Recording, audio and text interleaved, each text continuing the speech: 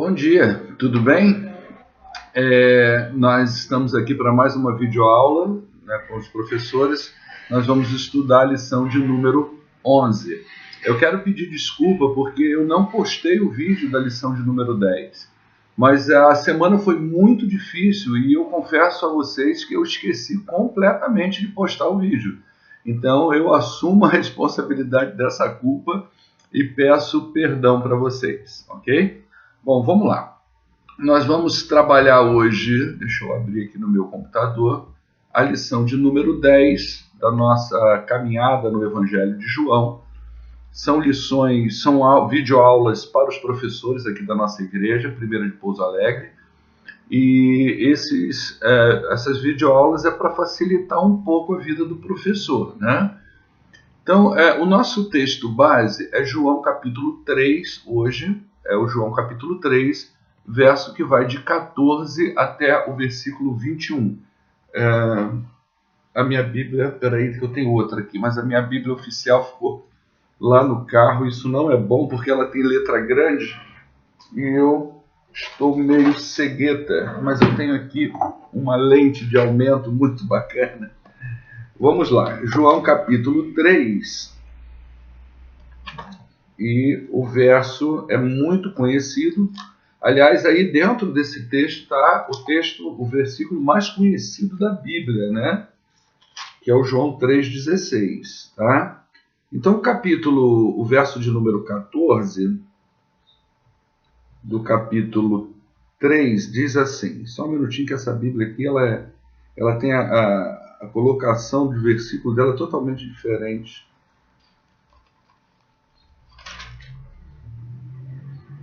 Ela tem mais comentário do que versículo. Verso 14. E do modo porque Moisés levantou a serpente no deserto, assim importa que o Filho do Homem seja levantado, para que todo aquele que nele crê tenha a vida eterna. Agora o texto mais conhecido, né? Porque Deus amou o mundo de tal maneira que deu seu Filho unigênito, para que todo aquele que nele crê não pereça, mas tenha a vida eterna. Portanto, Deus enviou o seu Filho ao mundo, não para que pudesse julgar o mundo, mas para que o mundo fosse salvo por ele. Quem nele crê não é julgado. O que não crê já está julgado, porquanto não crê no nome do unigênito Filho de Deus. O julgamento é este, que a luz veio ao mundo, e os homens amaram mais as trevas do que a luz, porque as suas obras eram mais. Pois todo aquele que pratica o mal aborrece a luz e não se achega para a luz, a fim de não serem arguidas as suas obras. Quem pratica a verdade aproxima-se da luz, a fim de que as suas obras sejam manifestas, porque feitas em Deus. Né? A minha tradução que eu costumo ler é uma tradução um pouquinho diferente dessa daí. Mas vamos lá. Primeira coisa que o professor precisa saber agora nessa lição, já a nível introdutório para você, é que essa lição ela é evangelística, ela é um grande instrumento evangelístico. Você pode falar assim, mas pastor, como é que é isso? Isso é uma lição de escola bíblica dominical, as pessoas que estão ali sentadas normalmente são crentes. Bom, realmente, são pessoas da igreja, você pode ter um visitante lá dentro, então é uma grande oportunidade onde o evangelho será pregado. Agora, não se iluda com o fato de que uma pessoa que está dentro da igreja, sentada no banco da igreja, ela está entendendo o evangelho de Jesus. Às vezes isso não acontece, né? E essa pessoa, às vezes, precisa ser reevangelizada, não é? É uma coisa estranha isso, mas é verdade. Então, nem sempre aquele sujeito que está sentado ali há anos dentro da igreja diz de um sujeito salvo, ou de um sujeito que foi corretamente evangelizado. Às vezes ele está ali porque aprendeu assim, às vezes ele está ali porque achou que aquele lugar é uma zona de conforto, faz bem para ele, os filhos dele são bem assistidos e por aí vai, tá bom? Mas não diz necessariamente uma salvação. Então essa lição ela tem uma veia muito evangelística que você pode estar usando aí na sua sala de escola bíblica. Os primeiros versículos o evangelista vai trazer uma fala de Jesus baseada num evento que houve lá no deserto, que está narrado lá no livro de Números. Números, capítulo 2. Só um minutinho que está caindo tudo aqui. Ai. Eita, só um minutinho, paciência um pouquinho. Não tem nem como eu voltar o vídeo agora, porque eu não tenho essas habilidades de corte, não corte. Aqui é tudo ao vivo e a cores. Então vamos lá. É usado um evento de Números, lá no capítulo de número 21. Esse evento, ele diz de um momento muito dramático na história do povo de Israel. É o momento em que essas pessoas, de tanto murmurar para Deus, reclamando que a vida deles era melhor no Egito do que no deserto. Isso é um pensamento bem complexo, porque eles ficaram muitos anos no Egito e eles clamavam por uma libertação. Alguns historiadores vão dizer 400 anos, outros 430 anos. Isso não importa para a gente, essa diferença de 20, 10, 30 anos, não importa. É que foram 4 décadas, basicamente, de longa escravidão, de longo sofrimento interno, não é? Sofrimento interno e sofrimento externo.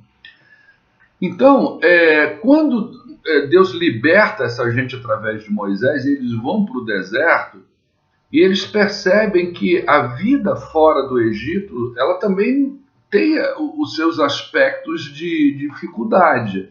A vida liberta também tem suas exigências.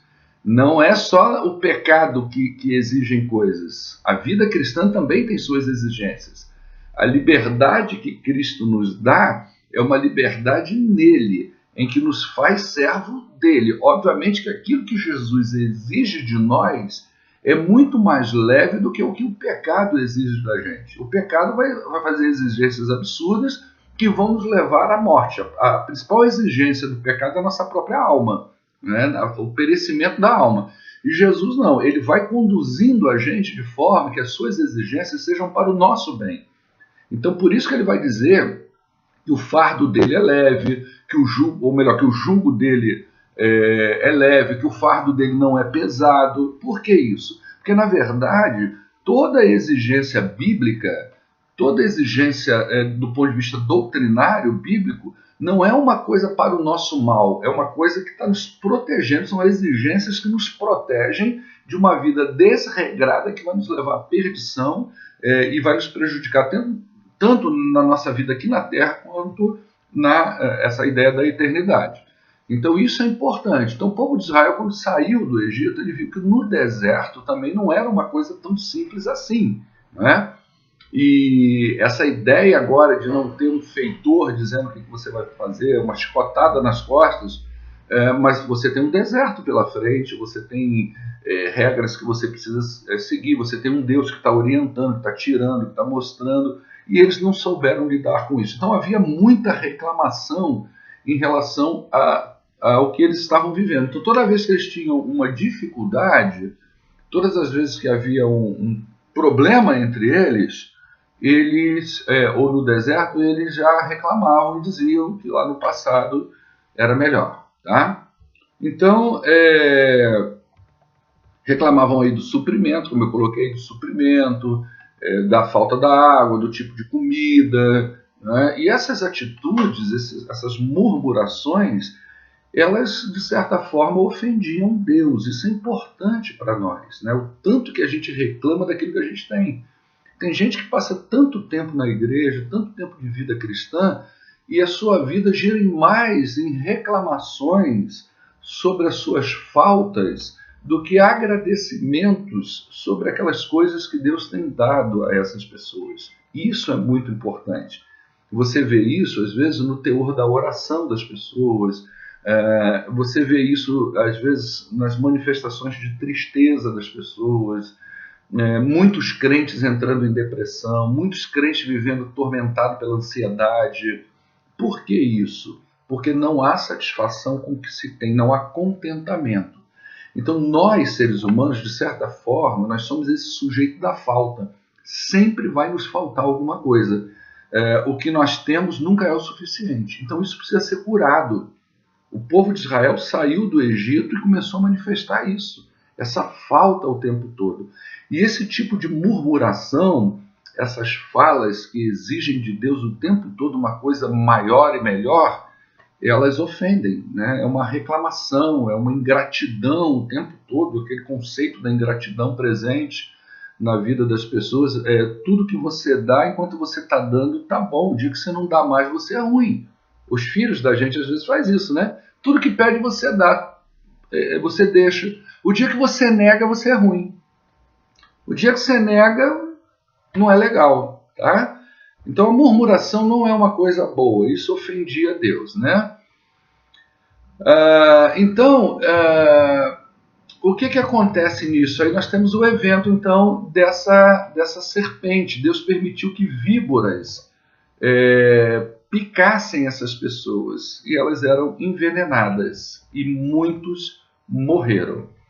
Mas Deus também é misericordioso. O que é misericórdia? A gente costuma dizer assim, Deus me abençoa com a sua misericórdia e com sua graça, não é? Para a gente entender a diferença, a grosso modo, em palavras curtas, a gente pode dizer que a misericórdia é quando Deus deixa de dar ao ser humano aquilo que o ser humano merece. Então, o ser humano merece o castigo, o ser humano merece a punição, o ser humano merece a ira.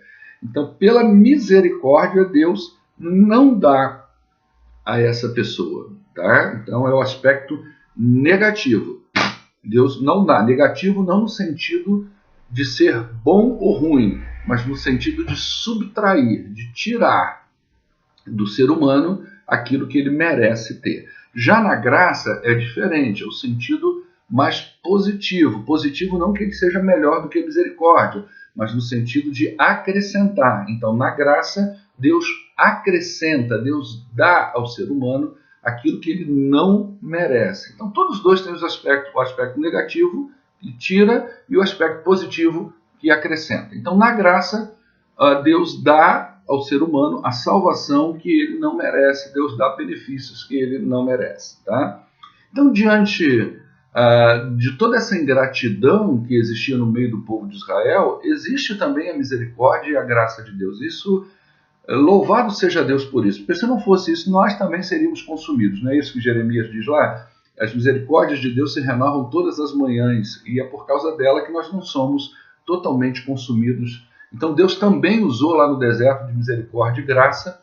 Então o que aconteceu ali? Deus pediu que fosse levantado num madeiro uma serpente de bronze, né? E posteriormente foi destruída lá na época dos profetas, porque ela também virou objeto de idolatria. Então Deus levanta, então as pessoas que olhassem ali para aquela serpente seriam curadas daquela picada. Obviamente que não era uma coisa mística. O que estava em jogo, isso é importante a gente perceber, que o que está em jogo não é a serpente pendurada no pedaço de pau, ok? Assim como o que está em jogo não era o fruto da árvore, se era maçã, se era mamão, se era cereja, isso não importa. São os atos, são as motivações, isso sim importa. O que me fazia olhar para a serpente era o arrependimento, era o quebrantamento, era a conscientização de que aquela murmuração não era legal. Então, à medida que o povo ia se quebrantando através daquele veneno, e à medida que eles iam se arrependendo, eles buscavam essa expectativa da salvação naquela serpente que estava pendurada ali naquele madeiro. Então não era a serpente que curava, era Deus que curava. E a cura acontecia mediante o quebrantamento e o arrependimento das pessoas, tá bom? Então veja bem, só que isso aí, essa questão do Êxodo, a gente vê muito eventos apontando para coisas maiores. Sombra, tipo, alguma coisa dessa natureza. Então, a serpente levantada no madeiro e aquele que olha é curado, está sinalizando um evento muito maior que viria na frente, aonde nós também seríamos beneficiados com a cura de um veneno tão mortal quanto aquele da serpente, que é o veneno do pecado, que também foi introjetado na humanidade via serpente, mas lá no Éden, tá certo?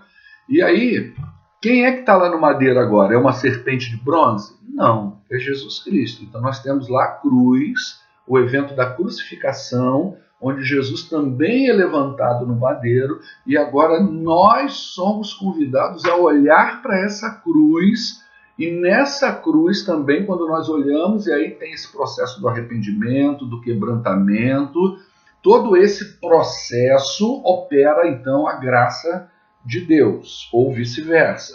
Tá? Então, Deus vai operar a sua salvação, Deus vai operar a sua graça dentro desse conjunto de arrependimento, quebrantamento, contrição. O que salva, de fato, sempre vem de Deus para nós, e não da gente para Ele. Tá? O nosso olhar enquanto ser humano tem que ser sempre assim, o que vem dele para nós, e nunca da gente para Ele. Então, Deus vai operando dentro de uma realidade processual. Tá bom? Essa misericórdia de Deus, essa graça de Deus, que nós podemos traduzir também em amor, né? O próximo tópico da nossa lição vai abarcar a dimensão desse amor. Qual é a dimensão disso? A gente vê na Bíblia que Cristo é a expressão máxima do amor de Deus. A gente fala muito do amor de Deus, é uma coisa realmente que para nós é difícil ainda de entender essas dimensões, porque a gente costuma pegar o amor de Deus e colocar ele dentro de uma perspectiva humana, né? Mas é muito mais do que isso. E a questão Cristo é essa expressão máxima. O amor de Deus se tornou concreto em Cristo. Ele se tornou palpável em Cristo. Ele se tornou visível em Cristo. Então, essa vinda de Jesus, a encarnação do Verbo que João está tratando desde o primeiro capítulo, veja bem que ele começou falando disso, né? Ele veio trabalhando isso.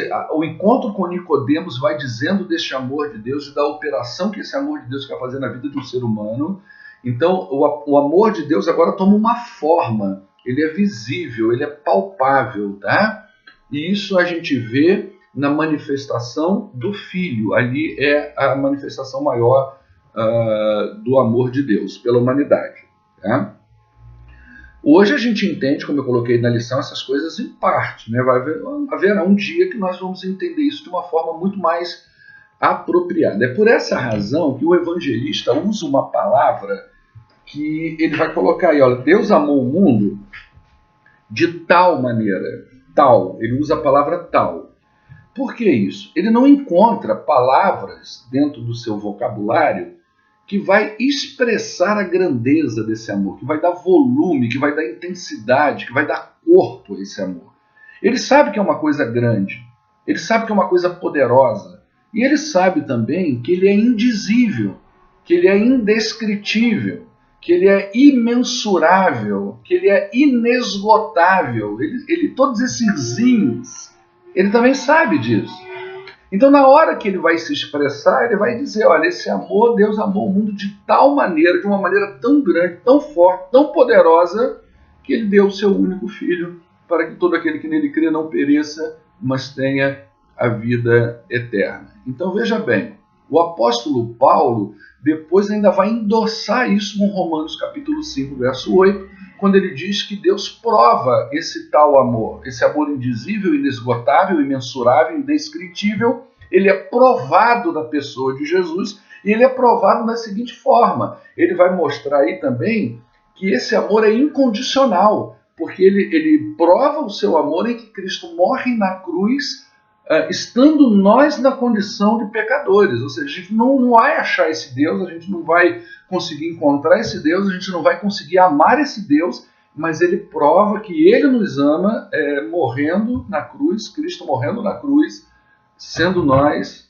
ainda pecadores, né? Então não esperou mudar a nossa condição, até porque isso não iria acontecer se não fosse uma operação dele, tá? Então, o apóstolo Paulo chega a dizer assim, quem nos separará do amor de Cristo? Vai ser a tribulação, a angústia, a perseguição, a fome, a nudez, o perigo, a espada, quem vai separar a gente desse amor? E ele mesmo responde, porque eu estou certo de que nem a angústia, nem a morte, nem a vida, nem os anjos, nem os principados, nem as potestades, nem o presente, nem o futuro, nem altura, nem profundidade, nem coisa alguma, nem outra criatura poderá nos separar do amor de Deus que está em Cristo Jesus, o nosso Senhor. Então, isso aqui é muito bacana. O apóstolo João está tentando mostrar para os seus leitores que Jesus é Deus, o Verbo encarnado. Ele é o Cordeiro de Deus. Ele é o amor de Deus em pessoa. E que quem crer nele, que não vai perecer, quem crer nele, quem entregar a sua vida a ele, está seguro nas mãos dele. Uma vez salvo por esse Jesus, uma vez amado, uma vez acolhido, abrigado por esse Jesus, você nunca mais sai dos braços dele. Obviamente que a gente vai falar um pouquinho mais na frente como é que é essa ideia desse crer, tá? Mas uma vez crendo biblicamente, uma fé bíblica, você está seguro nas mãos de Cristo Jesus. Isso é lindo, isso é maravilhoso. Nada pode nos separar disso. Mas nós temos aí o terceiro tópico, que é a prerrogativa da fé, né? O resultado do amor de Deus pelo homem é a vida eterna, é a vida que há de vir. Esse é o resultado desse amor. E esse resultado, ele é alcançado pelo Filho em sua missão salvadora. Jesus veio para salvar. Jesus veio para quebrar as obras das trevas. Jesus veio para buscar um povo e formar um povo peculiar, seu, zeloso de boas obras. Um povo regenerado. Isso é igreja. Igreja é o conjunto de pessoas, o agrupamento de pessoas, a reunião de pessoas que foram salvas, regeneradas por Cristo Jesus. Tá? Então, igreja pressupõe pessoas regeneradas, pessoas justificadas, pessoas salvas. Isso é igreja. Tá? Então, ele vai dizer aí, para que houvesse perdão para todo aquele que crê. Né? A palavra todo vai mostrar dessa abrangência. O amor de Deus é para todos. Jesus morreu por todos. Jesus não morreu para um grupo específico de pessoas. Jesus não morreu para uma elite. Jesus não morreu, vamos dizer assim, para pessoas selecionadas, A, B e C, país tal. Não, ele morreu para todos. A palavra é bem abrangente. Tá? O propósito redentor de Deus não ficou restrito a Israel, né? Como muitos judeus pensavam. Ele saiu. E Jesus, então, ele ama a todos, morreu por todos, indiscriminadamente. Tá? Isso é legal. Poxa, Jesus morreu para um mundo tão grande. Mas não é isso que deve chamar a nossa atenção. O que deve chamar mais a nossa atenção é o seguinte. Não é o fato do mundo ser tão grande, é o fato dele ser tão mau, tão perverso, tão ruim, e mesmo assim Deus o amou. Mesmo assim Jesus morreu na cruz por ele. Então, isso exalta mais o amor de Deus. Isso mostra o quão grande é esse amor. Não é porque o mundo é grandão, Jesus amou um monte de gente e morreu. Isso também é legal, mas isso não é o ponto nevrálgico do amor. O que exalta o amor é a condição do mundo. O mundo é mau, o mundo é perverso. E mesmo assim, Jesus, ele amou esse mundo, né? Ele ama esse mundo. Né? O que a gente precisa fazer, então? A Bíblia diz apenas crer. Você precisa crer. A fé em Cristo é a chave do novo nascimento. A gente viu isso lá no estudo de Nicodemos, não é? Então, os homens não nascem cristãos. Há um processo posterior que é processado pela fé que vai levá-los à condição de salvo. Tá? O que significa crer? Isso é uma coisa interessante. O que é crer em Jesus para a salvação? Porque a gente vê muito sobre fé. E às vezes a gente não sabe se a pessoa está falando de fé ou se ela está falando de pensamento positivo. Essas coisas se misturam.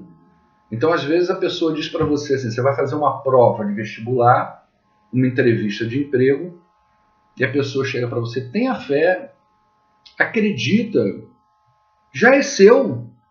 Vai com o pensamento de que aquilo já é seu. E a gente dá o nome disso de fé. Tá? E não que isso aí esteja desprovido completamente de algum fragmento de conceito de fé, mas a realidade é que isso aí está mais ligado a um pensamento positivo. E em relação à salvação, não é bem assim que funciona. Tá? Até porque, às vezes, esse sujeito que vai fazer a prova nem estudou, o cara que vai para a entrevista nem se preparou, mas ele vai na fé. E não é muito assim que funciona. Tá? Então, crer em Cristo para a salvação é mais do que um assentamento cognitivo, é mais do que saber sobre vias do raciocínio que Jesus existiu e foi crucificado. Isso é histórico, tá bom? Então você não precisa tanto de fé para saber isso. Hoje em dia a arqueologia está trazendo isso o tempo todo. Então nós temos fatos que são históricos. Eu não preciso de um exercício tão grande da fé. Talvez eu vá precisar do exercício da fé para linkar esse Jesus histórico com Deus. Tá? Essa ideia da divindade de Jesus vai me exigir fé. Mas a existência dele há 2000 anos atrás, não sei se me exigirá tanta fé, porque a arqueologia vem trazendo várias evidências da existência de Jesus, filho de José. Tá bom? Mas não é só isso, essa fé, essa crença na existência de Jesus. Inclusive, essa crença na existência de Jesus não nos difere em nada do próprio demônio. Olha o que Tiago diz aí. Você crê que há um só Deus? Você faz bem. Os demônios também crê e, além de crer, estremece. Tem gente que crê e não estremece. Incrível isso, né? Mas os demônios sabem quem é Deus.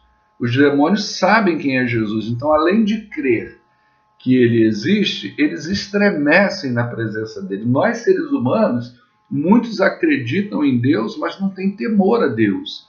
Muitos ainda se dão ao luxo de nem acreditar, né? de questionar a própria existência de Deus e o próprio Deus. E não sentem temor nenhum no coração. Tá bom? Então, o crer em Cristo para a salvação envolve uma percepção de si mesmo, uma percepção de Deus e uma percepção sobre a missão de Jesus. Então, quando você tem uma percepção clara de si mesmo, o que a Bíblia diz, por exemplo, lá em Efésios, capítulo 2, verso 3, é que todos nós também antes andávamos nos desejos da nossa carne, fazendo a vontade da carne e dos pensamentos, e éramos, por natureza, filhos da ira, como os outros também. Isso é uma percepção de si mesmo. Nós éramos filhos da ira. Todos pecaram. Todos estão separados da glória de Deus, diz Paulo lá em Romanos, capítulo 3, se não me engano, verso 23. Todos pecaram. O salário do pecado, Paulo vai dizer em Romanos, capítulo 6, acho que também o mesmo verso 23 ou 28, acho que é 23, ele vai dizer a mesma coisa. O salário do pecado é a morte. Essa é a nossa condição. E enquanto você não tem uma percepção dessa realidade na sua vida, dificilmente você vai crer para a salvação, você vai entregar a sua vida a Jesus, porque você ainda está seguro na ideia de que você não é perdido. Se você não é perdido, por que você vai buscar a salvação? Não vai. Então, o processo começa também nisso, nessa percepção que o sujeito tem de si mesmo. E ao ter uma percepção de si mesmo, nós vamos começar a entender um pouco de Deus. Inclusive, Tito vai dizer lá em capítulo 3, verso 3, né? Nós, outrora, éramos nécios, desobedientes, desgarrados, escravos de toda sorte de paixões e prazeres, vivendo em malícia, inveja, odiosos e odiando-nos uns aos outros. Olha aí, ó, essa é a condição nossa. Agora, quando eu olho para mim e me vejo como esse perdidão, esse sujeito bem tenebroso, eu vou começar a olhar para Deus agora e entender que só Ele pode me tirar dessas condições. Jesus veio morrer por nós, a gente nessa condição, tá? Nessa condição. Paulo vai dizer lá em Romanos, capítulo 6, verso 6, né? Acho que é isso, Romanos 6, verso 6. Sabendo isto, que foi crucificado com ele, com Cristo, o nosso velho homem, para que o corpo do pecado seja destruído e não sirvamos mais ao pecado como escravos. É isso que ele veio fazer, livrar do pecado. Então não é uma questão de exercício de pensamento positivo. É uma questão de eu ler a Bíblia, eu conhecer isso e entrar em contato com esta realidade. Aí sim eu desprendo a minha vida dessas ideias de autossegurança que às vezes nós temos, e agora eu tenho uma realidade de quem eu sou, aí eu tenho condições de olhar para ele como aquele que ele é, o meu Salvador. Então, a salvação é para todo aquele que crê que Jesus morreu na cruz pelos seus pecados. Então, para eu crer dessa forma, eu preciso entender que eu tenho pecados e que essa morte foi para livrar desses pecados e que esses pecados jamais sairiam da minha vida por mim mesmo. Eu não consigo me livrar deles. Eu preciso que alguém venha pagar essa dívida por mim. E Deus veio pagar isso, tá? Então, envolve, em primeiro lugar, uma conscientização de que se é pecador e, em segundo, o arrependimento e, por último, a certeza que só Cristo pode salvar. Só Ele pode salvar. E a fé é justamente ela que faz o ser humano ter essa confiança na dependência em Deus através de Cristo Jesus. Agora eu começo a entender que a minha vida está segura na mão dele, porque ele veio me livrar daquilo que eu não poderia me livrar. Percebeu como que essa lição é bem evangelística, ela envolve bem essa realidade? Então é importante você ler a lição direitinho, ler os textos bíblicos bem. Não adianta você só ler, eu pressupor que você já conhece o texto bíblico. Abre lá no texto que Deus vai falar com você lá dentro. E você vai poder, então, de repente, traduzir essa lição de uma forma muito mais entendível até do que eu estou passando para você. Tá bom? Para concluir, olha, Jesus não veio para condenar o mundo, até porque o mundo já se encontra em estado de condenação, então ele não veio condenar. Aquele que crê em Cristo será salvo, aquele que não crê já está condenado. Ok? Então, o mundo já está em estado de condenação desde que o pecado entrou. Então, Jesus não veio para condenar nada. Algumas traduções, eu li na minha tradução aqui, que é essa Bíblia que eu li, eu ganhei uma Bíblia muito bonita, eu ganhei da irmã Alexandra, que é a Bíblia de Estudo da Reforma, mas não é essa Bíblia que eu uso para ler, assim, normalmente. Eu uso a NVI, e lá é condenação. Ele não veio para condenar o mundo. Ele não veio para condenar, a mesma coisa que não veio para julgar, porque o julgamento pressupõe condenação, porque esse já está julgado, esse já está condenado de certa forma. Jesus veio para salvar, né? Então, crer em Cristo é a forma de ser salvo. Não crer é atestar a própria condenação. Por essa razão que Jesus foi dizer, quem crê nele, em Cristo, não é condenado, mas quem não crê já está condenado. Tá? Não é Jesus que condena, mas o próprio ser humano faz a opção de viver nesse estado de condenação. Quem permanece neste mundo mau e corrompido tem dificuldade de se aproximar de Jesus, vai ter essa dificuldade. Por que isso? Porque Jesus é luz, e a luz revela as imperfeições. Você quer ver uma coisa? Por que você olha no espelho de manhã? Ou quando você está se arrumando para sair, para vir para a igreja, para ir para uma festa, você vai procurar perfeição no espelho? Ou você vai procurar suas imperfeições no espelho para você poder corrigir? Ok? Toda vez que a gente se aproxima de Jesus, as nossas imperfeições são reveladas. Revelada para quê? Para a gente corrigir, através da palavra de Deus. Tá? Lembra daqueles homens que pegaram uma mulher em adultério e falaram assim, vamos levá-la a Jesus. Levou Jesus, estava sentado lá escrevendo na areia, ou desenhando, a gente não sabe, mas as pessoas até especulam o que ele estaria desenhando, escrevendo. Tudo que Jesus faz é importante, então a gente quer saber o que ele estava fazendo ali, né? Mas a Bíblia não diz. E eles levam a mulher lá. Qual é a fala de Jesus? Primeiro eles tentam acusar a mulher de pecado. Jesus vai dizer, Quem não tem pecado, atire a primeira pedra. Você sabe qual foi o maior erro desses homens? Se aproximar muito de Jesus. Chegar perto de Jesus é chegar perto da luz. E a luz, ela revela imperfeições. Então, quem não quer ser tratado, quem não quer ser curado, dificilmente vai se aprofundar em Cristo. Vai procurar nas Escrituras alguma coisa a mais para a sua vida. Eles virão para a igreja, sentarão nos bancos da igreja, mas eles não se aproximarão de Jesus, porque eles não querem abrir mão daquilo que fazem, daquilo que são. E se aproximar de Jesus, Jesus vai revelar as imperfeições. E quando essas imperfeições são reveladas, a gente só tem duas escolhas: ou permanecer nela de forma consciente, ou também da mesma forma consciente, procurar em Cristo ajuda e cura para essas imperfeições. Ok? E aí eu botei um texto aí, por último: pela graça sois salvos por meio da fé.